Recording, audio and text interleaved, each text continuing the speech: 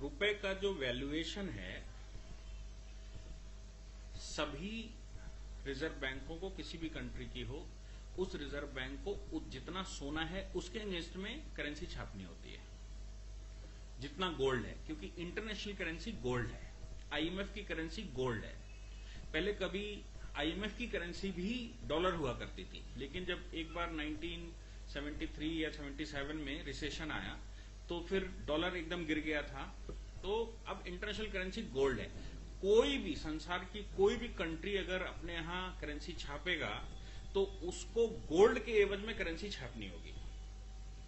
Suppose किसी के पास इतनी करेंसी है, इतना गोल्ड है, मैं मानता हूं कि मेरी सरकार है और 1 किलो गोल्ड है मेरे पास, और 1 किलो गोल्ड में मैंने 1000 रुपए छापे, तो 1 ग्राम गोल्ड कितने का हुआ? 1 रुपए का। और एक दूसरी सरकार है जिसके पास 1 किलो गोल्ड है और उसने 1 किलो गोल्ड में 5000 रुपए छापे, तो उनका 1 ग्राम कितने का हुआ? 5 रुपए का। तो हमारी करेंसी और उसकी करेंसी में कितना डिफरेंस आया? 4 रुपए का, मतलब 5 रुपए का। हमारा 1 रुपया उस गवर्नमेंट का 5 रुपया बराबर होगा। इसलिए जो जितनी भी फेडरल बैंक्स होती हैं उनके पास गोल्ड का रिजर्व होता है, उस रिजर्व के अगेंस्ट में वो अपनी करेंसी छापकर मार्केट में चलाता है, और इंटरनेशनली मोनेटाइज होता है ये। इसलिए हमारे गोल्ड के एवज में सपोज किसी सरकार ने करेंसी ज्यादा छाप दी, उसको लगा कि मैं इनफ्लो बढ़ा दूंगा करेंसी का, तो करेंसी का जैसे ही वो फ्लो बढ़ाएगा वैसे उसको अपनी करेंसी डिवैल्यूएट करनी पड़ेगी। जैसे चाइना ने अभी डिवैल्यूएट करी, अवमूल्यन किया, तो उन्होंने कहा भाई अब हमारी करेंसी ये उसका रेट होगा। क्यों? क्योंकि उसने मार्केट में पैसा कम पड़ गया, उसका ट्रेड नहीं चल रहा उस कंट्री में, तो वो क्या करेगा? करेंसी छापकर मार्केट में निकालेगा। वो सैलरियां बढ़ाएगा तो कहां से देगा? करेंसी छापेगा और सैलरियां देगा। पैसा ज्यादा हो गया, रिजर्व कम रह गया, तो पैसा ज्यादा रिजर्व कम है तो उसको करेंसी को डिवैल्यूएट करना पड़ेगा, तब वो मार्केट में चलाएगा। तो अपने इस कंट्री लेवल पर तो ठीक है, लेकिन इंटरनेशनली उसकी वैल्यू कम हो गई। ऐसे वर्ल्ड वाइड करेंसी छपती है और उसका कंपैरिजन होता है।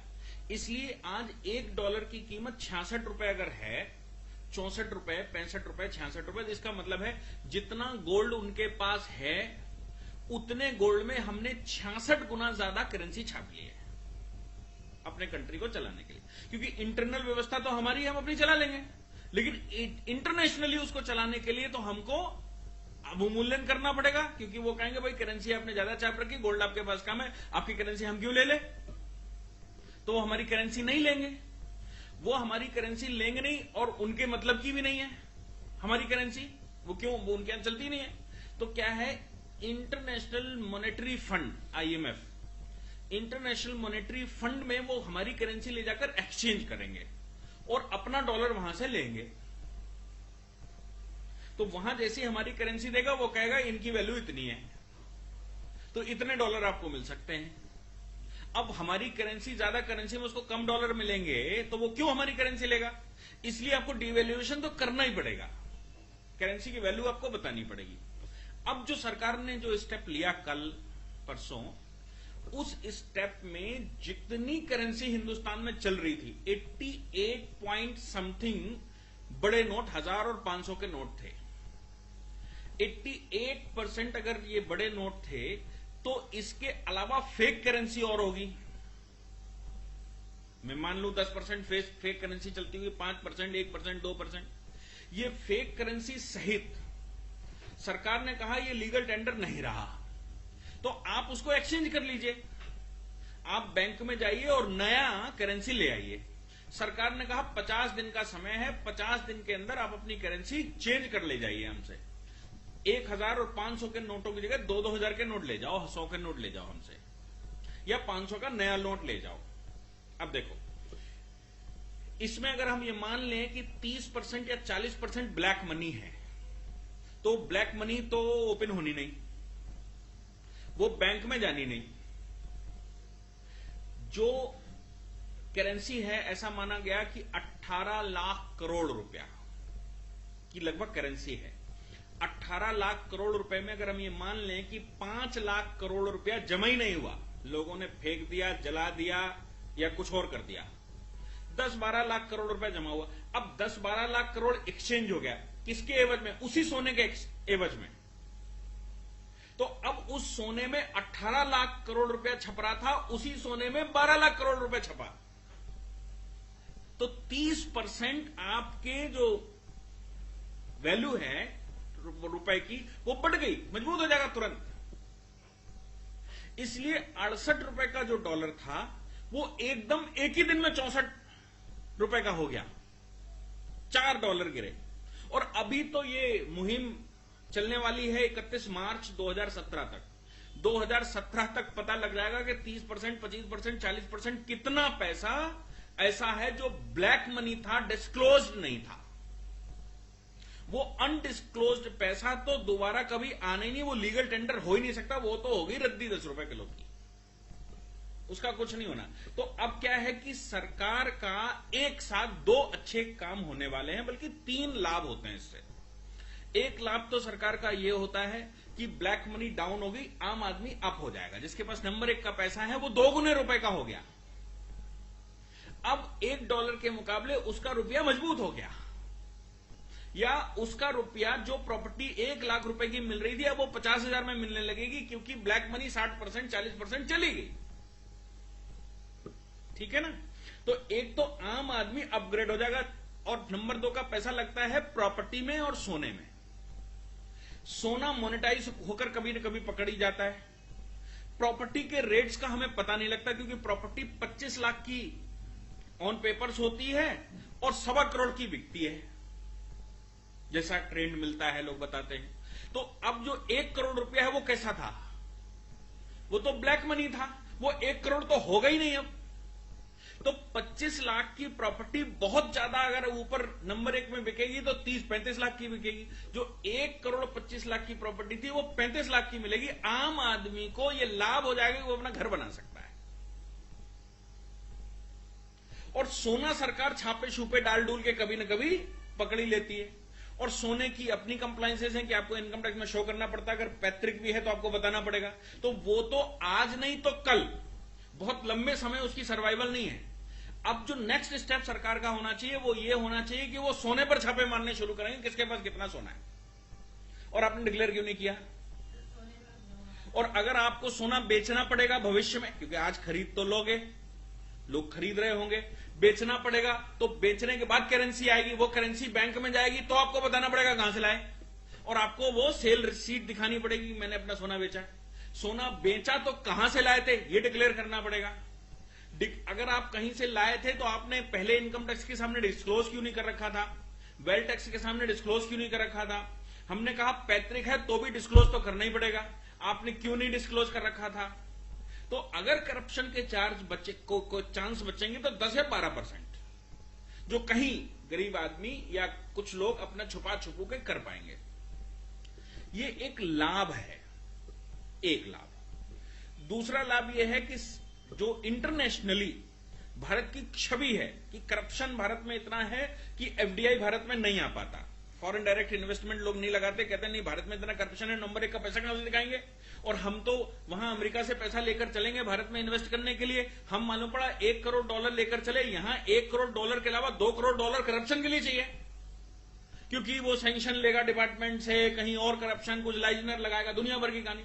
तो वो $2 करोड़, $1 करोड़ इन्वेस्टमेंट करने के लिए $2 करोड़ ब्लैक मनी लावे, वो कहां से लाएगा?